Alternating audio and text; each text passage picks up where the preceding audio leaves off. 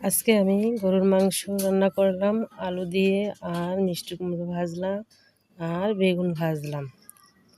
আসসালামু আলাইকুম, আশা করি সবাই ভালো আছেন। আলহামদুলিল্লাহ আমি অনেক ভালো আছি।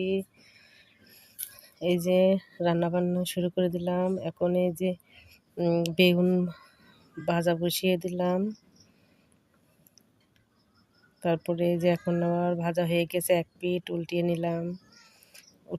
এখন বেগুনগুলো ভাজা হয়ে গিয়েছে। এখন এই যে মিষ্টি কুমড়ো ভাজবো, মশলা মাখিয়ে নিলাম। তারপরে মিষ্টি কুমড়োগুলো এই যে ভাজতে বসিয়ে দিলাম। মিষ্টি কুমড়ো ভাজা হয়ে গিয়েছে। তারপরে এখন এগুলো উঠিয়ে নেব। সবগুলো উঠিয়ে নিলাম।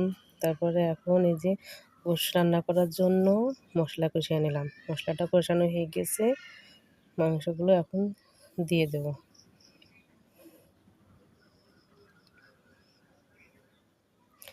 কষানি হয়ে গিয়েছে, এখন এই যে আলু দিয়ে দেব। আলু দিয়ে এখন নেড়েচেড়ে আবার একটু কষিয়ে নেব। এই যে আবার কষানো হয়ে গিয়েছে, এখন এই যে ঝোলের পানি দিয়ে দিলাম। এখন আবার একটু রান্না করে নিলেই হয়ে যাবে। হয়ে গিয়েছে, নামিয়ে নিলাম। তারপরে এই যে সবাইকে খেতে দিয়ে দিলাম।